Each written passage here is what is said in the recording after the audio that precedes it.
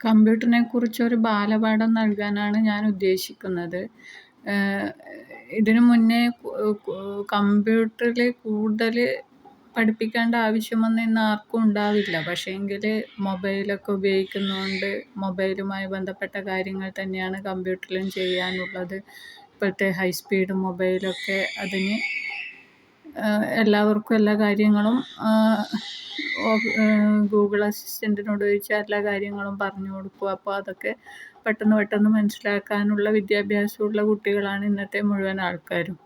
അതുകൊണ്ട് എന്നാലും പഴയ ബേസിക് കാര്യങ്ങൾ കുറച്ചുകൂടി മനസ്സിലാവുന്ന വിധത്തിൽ പറഞ്ഞു തരാനാണ് ഞാൻ ഉദ്ദേശിക്കുന്നത്.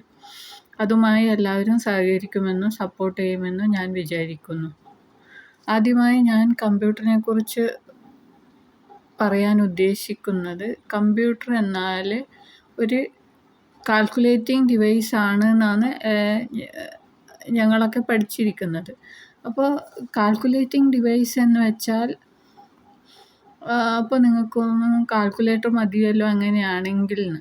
പക്ഷേ അല്ല, കാൽക്കുലേറ്റർ മതിയാവില്ല നമുക്ക് ഇന്നത്തെ കാലത്ത്. കൂടുതൽ അഡ്വാൻറ്റേജായ മൾട്ടിമീഡിയ അതുപോലുള്ള കാര്യങ്ങളൊക്കെ നമ്മൾ ഉപയോഗിക്കുന്നുണ്ട്. വീഡിയോ കാണൽ, അതുപോലെ സ്പ്രെഡ്ഷീറ്റ്, വർക്ക്ഷീറ്റ്, അങ്ങനെ ഒരുപാട് കാര്യങ്ങളുണ്ട്. ഇപ്പോൾ നമ്മൾ railway ticketing reservation, airline ticket reservation, കാലാവസ്ഥാ പ്രവചനം, അതുപോലെ അങ്ങനെയുള്ള കാര്യങ്ങളൊക്കെ കമ്പ്യൂട്ടർ ഉപയോഗിച്ച് ചെയ്യാൻ പറ്റും. പക്ഷേ നമുക്ക്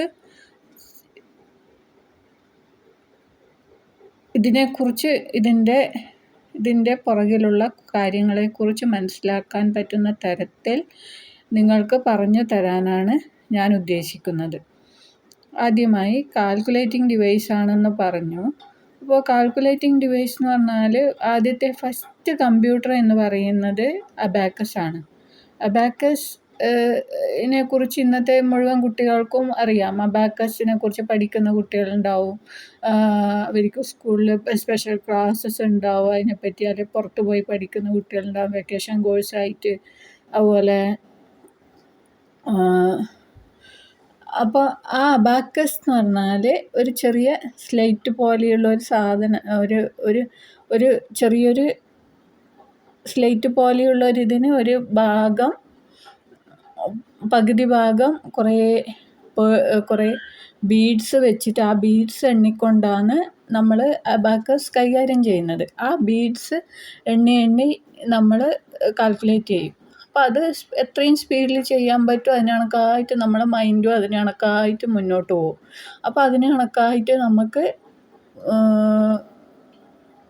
കാൽക്കുലേറ്റിംഗ് സ്പീഡും കൂടും. അപ്പോൾ അങ്ങനെ നമുക്ക് നമ്മുടെ ബ്രെയിനിൻ്റെ ബ്രെയിനിനുള്ള കഴിവ് കൂട്ടാൻ പറ്റുന്നതാണ് ഈ അബാക്കസ് പഠിക്കുന്ന കുട്ടികൾ ചെയ്യുന്നത്. അപ്പോൾ ആ അബാക്കസ് ആണ് ആദ്യം കണ്ടുപിടിച്ച കാൽക്കുലേറ്റിംഗ് ഡിവൈസ് എന്ന് പറയുന്നത്.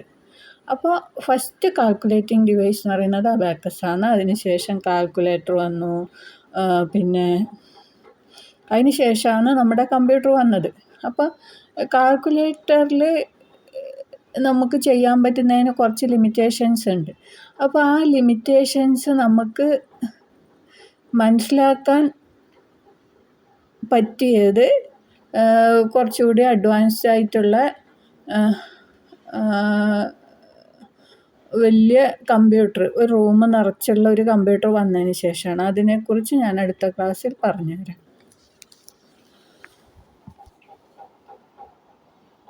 Thank you.